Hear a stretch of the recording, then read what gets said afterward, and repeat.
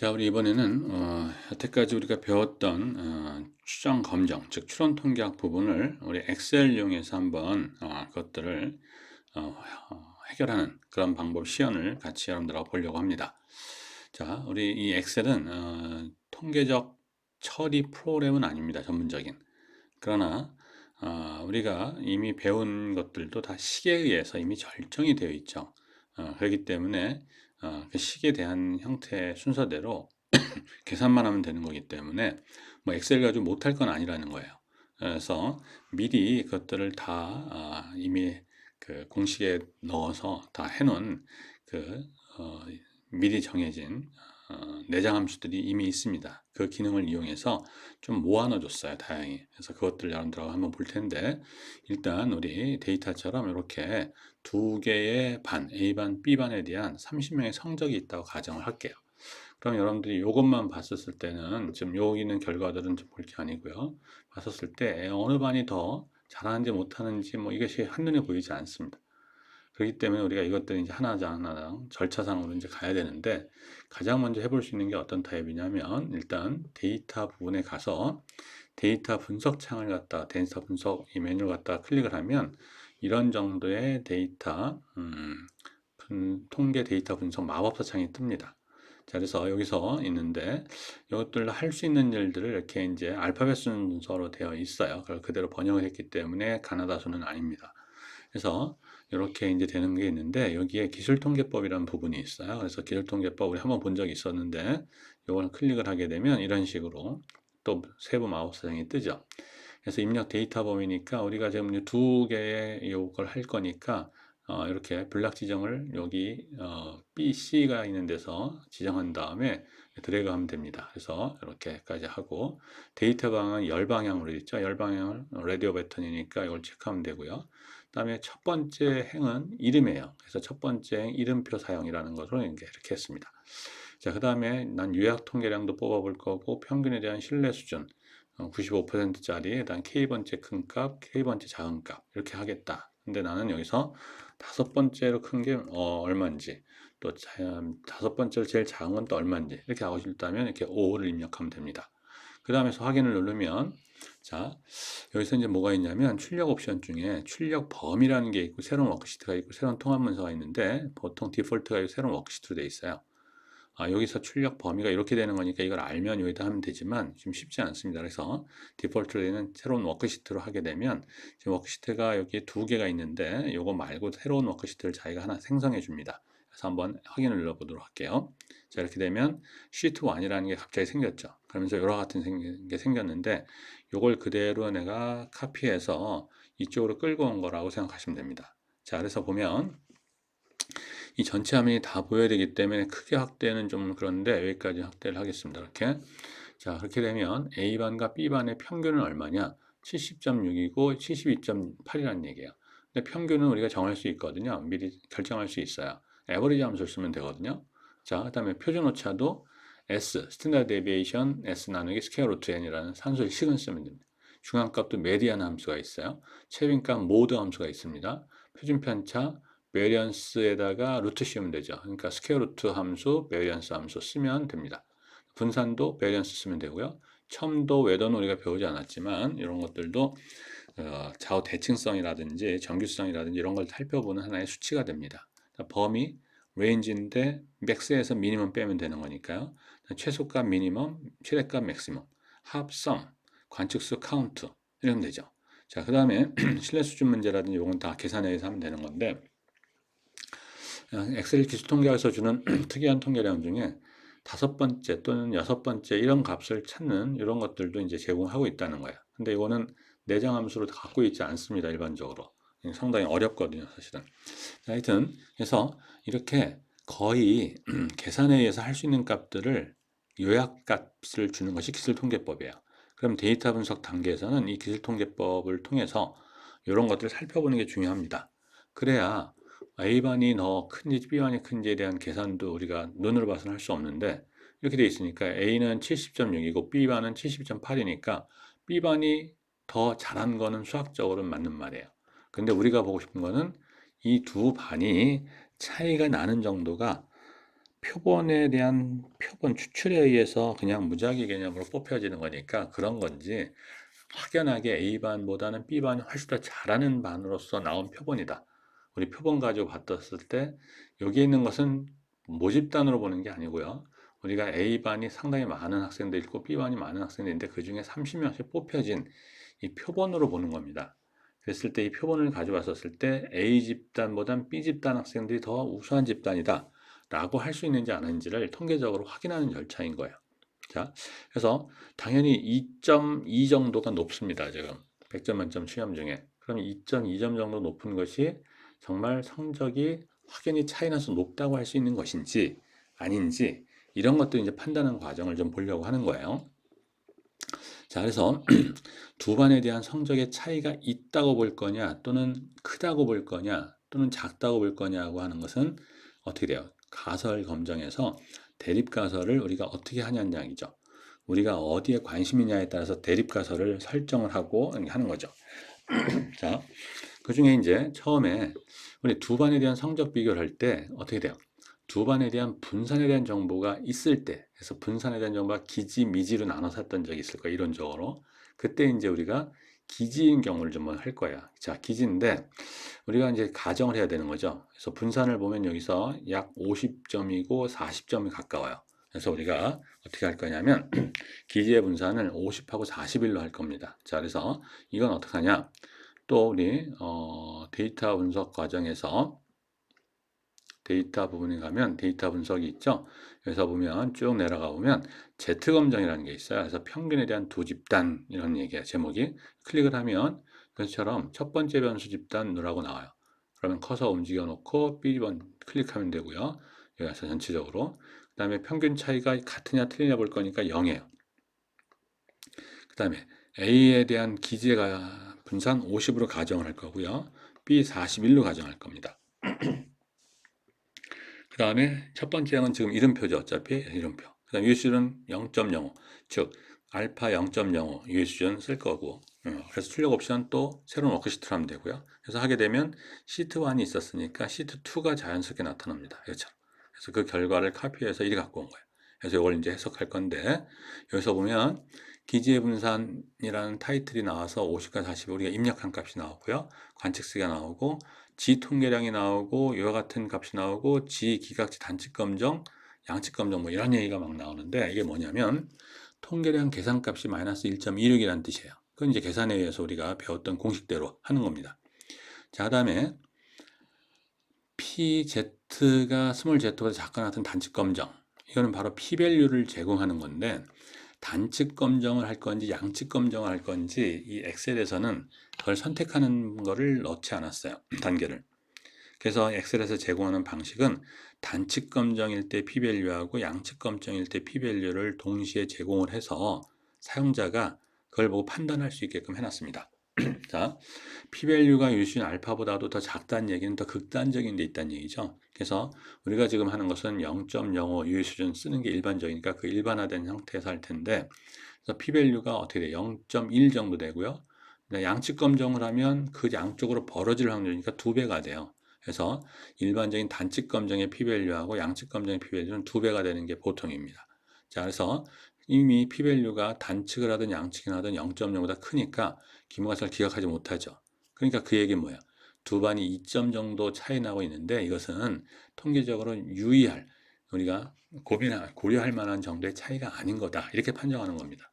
자, 그렇게 해서 P-밸류를 가지고 판단해도 되고 그 다음에 Z 기각치 단측 검정 값이 있어요. 1.64인데 마이너스 1.6이죠. 그러니까 마이너스 1.6하고 비교하면 됩니다. 그러니까 기각지 단측 검정 값은 마이너스 1.6이 기준인데 마이너스 1.26이 나왔다는 얘기는 마이너스 1.6보다도 더 작지 않은 거니까 중앙에 있어요. 그러니까 멀리 있지 않다 이렇게 볼 수 있기 때문에 기각할 수 없다. 이렇게 이제 볼 수 있는 거죠. 이것들도 우리 계산해서 찾을 수 있는 값들이야. 그래서 계산해서 찾을 수 있는 값. 자, 그런데 실제 데이터 분석에서는 이걸 할 리가 없어요. 왜? 우리는 평균에 대한 정보를 몰라서 지금 진행하는데 분산에 대한 정보를 알 수가 없죠. 평균을 알고 난 다음에 분산을 우리가 알 수 있는 건데 그래서 분산을 기지로 판단하는 가정하는 이런 가정은 사실 적절치 않은 거죠. 실제 데이터 분석에서는. 그렇기 때문에 이 분산마저도 추정해서 쓰는 방식을 해야 되죠. 그래서 결국 했었던 것이 뭐냐면 여기 있는 대로 T검정이라는 걸 써야 돼요. 자, 근데 그 전에 이미 하나 먼저 해볼 거는 A반과 B반이 있는데 이걸 A반, B반 하지 말고요. 1차, 2차라고 생각을 해볼게요. 그렇게 되면 바로 뭐예요? 이 학생에 대한 중간고사, 기말고사 예를 들면 그러면 어떻게 돼요? 첫 번째 중간고사하고 기말고사가 독립적이라는 보장이 사라지죠. 이때 이제 하는 비교가 쌍체 비교였었어요. 그래서 종속적인 관계 있게 될 때 쌍체 비교하는 것도 엑셀에서 제공을 합니다. 데이터 분석에 가면 데이터 분석에 쭉 가다 보면 T검정 쌍체 비교라는 타이틀이 있어요. 그래서 클릭을 하면 이렇게 그래서 변수 입력하라고 되어 있으니까 B 가서 클릭하고 또 C 가서 클릭하면 되고요.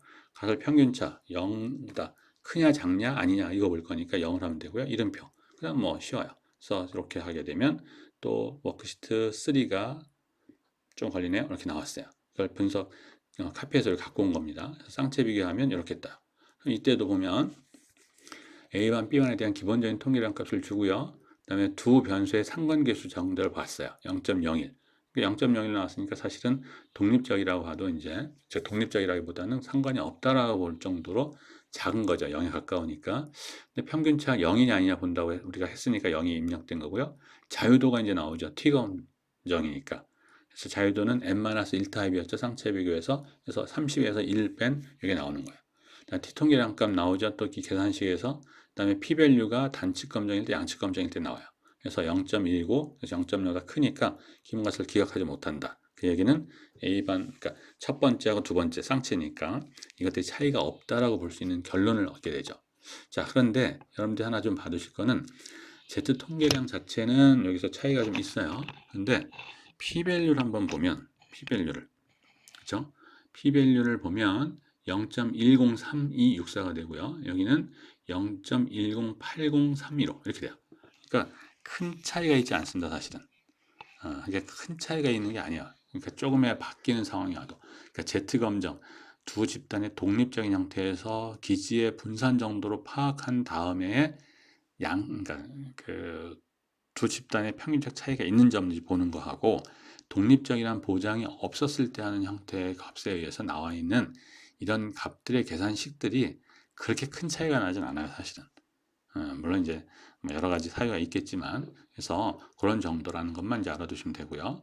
자, 쌍체 비교란 보장이 있을 때는 이걸 이제 하는 거예요. 근데 쌍체 비교가 아니라 그냥 일반적인 A반, B반 독립적인 이런 상황이라면 우리가 그냥 일반적인 T 검정을 해야 될 텐데 문제는 이제 뭐예요?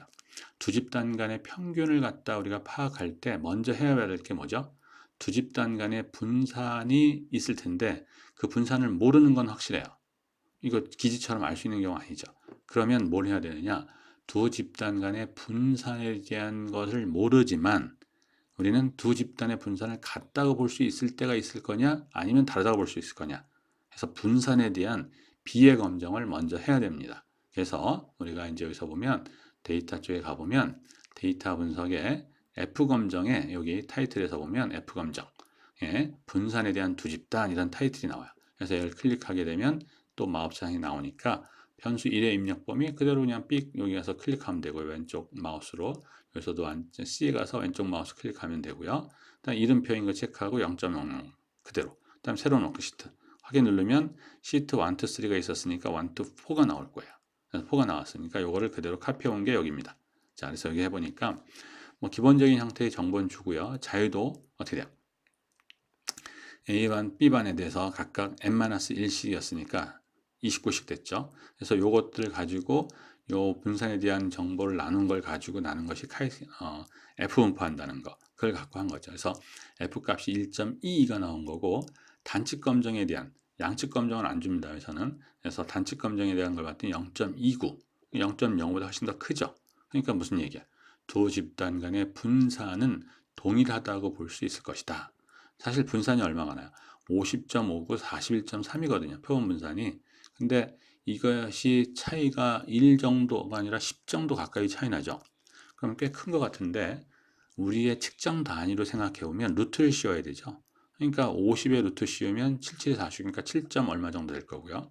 그 다음에 40일에 대한 루트 씌우면 6. 얼마가 되겠죠. 그러니까 사실 1 정도밖에 차이가 안 나는 거예요. 흩어짐에 대한 측정 도구가. 그러니까 이와 같은 100점 만점 시험 정도에서 1 정도 차이 나는 큰 게 아닌 거죠, 사실. 그러니까 차이가 안 난다는 것으로 결론 내릴 수 있는 이런 p-value가 다 나오고 하는 거죠. 자, 그래서 우리는 이걸 통해서 뭘 알았냐면, 두 집단 간의 분산은 모르지만 동일한 거로 볼 수 있구나라는 걸 알 수 있어요. 거기까지 결론 얻었어요. 그러면 이때 이제 두 집단 간의 평균의 차이에 대한 검정을 어떻게 하느냐?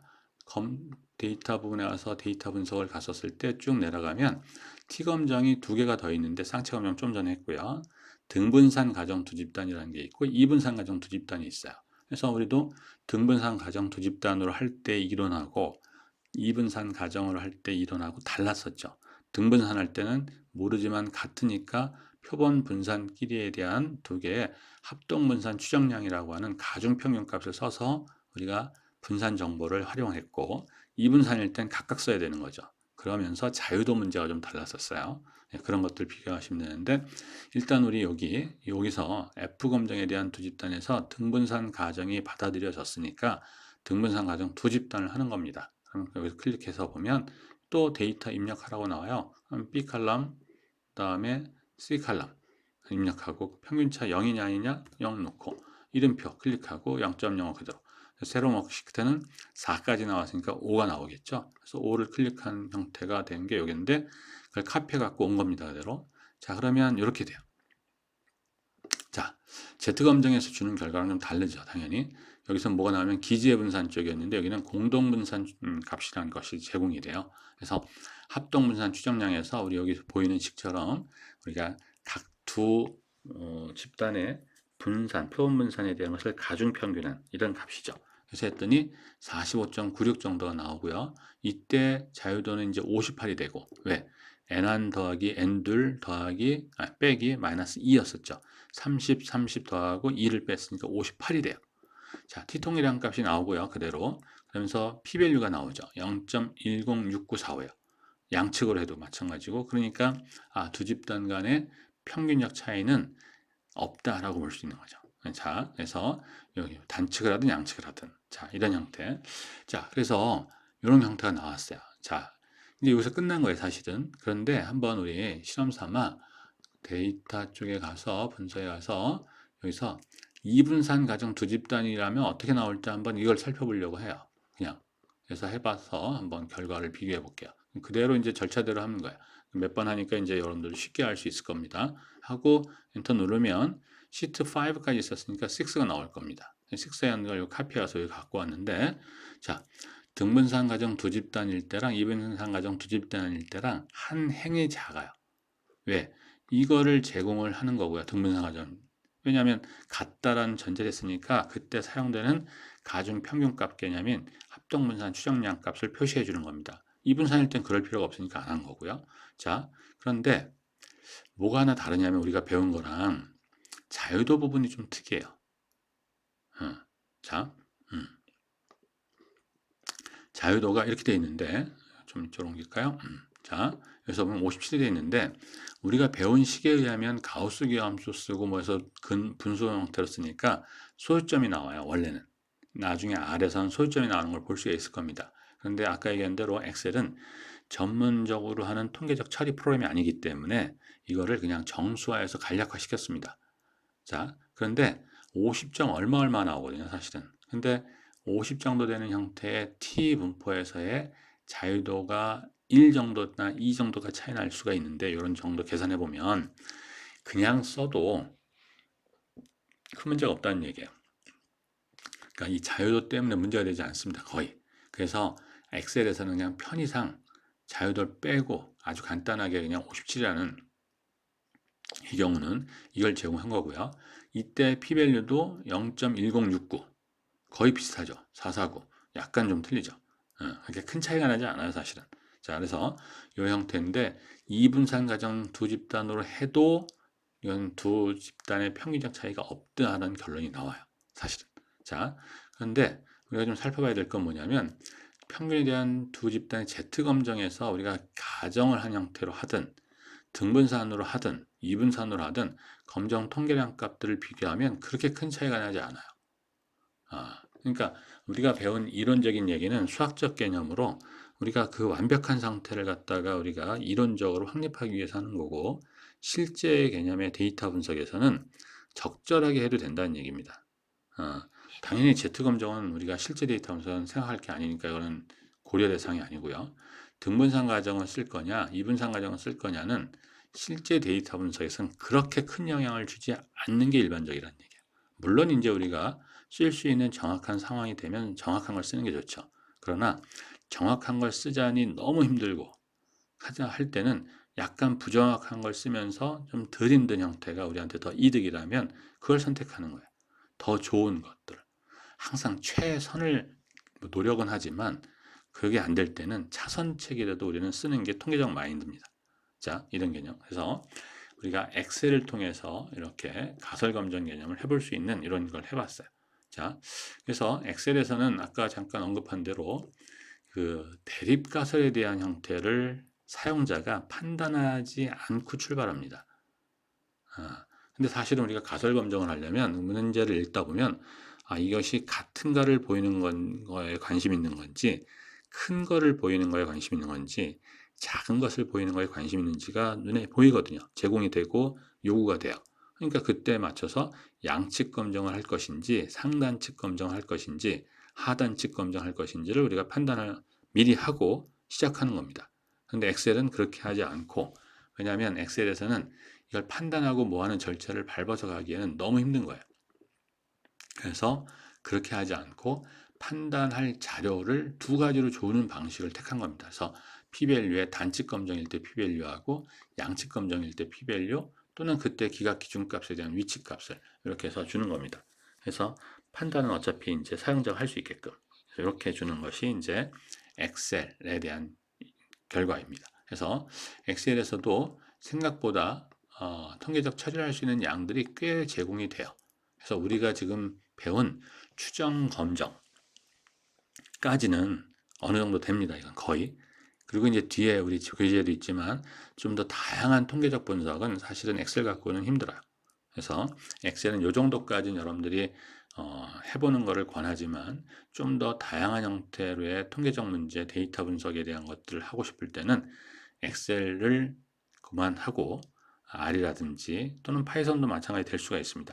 이런 통계적으로 이미 설정되어 있고 많은 것들을 제공하는 형태의 프로그램들 또는 이런 것들을 여러분들이 접해보고 사용할 줄 알면 여러분 전공 분야에서의 데이터에 관련된 분석은 통계적 분석이죠. 이것들은 아주 스무스하게 할 수 있을 겁니다. 그렇기 때문에 엑셀보다는 R도 어차피 오픈소스이기도 하고 그렇게 어려운 개념은 아니란 말이에요. 약간 복잡할 수 있지만 그건 이제 처음 사용하지 한 경험이 없기 때문에 그런 것이고, 좀 사용을 하다 보면 스무스하게 할 수가 있습니다. 자, 이렇게 해서 우리 엑셀을 좀 살펴봤고, 우리 또 다음에는 이제 R을 통해서 이 데이터에 대한 추론, 검정 부분을 하는 것을 한번 같이 시연해 보도록 하겠습니다. 또 다음 시간에 보도록 하겠습니다. 자, 수고하셨습니다.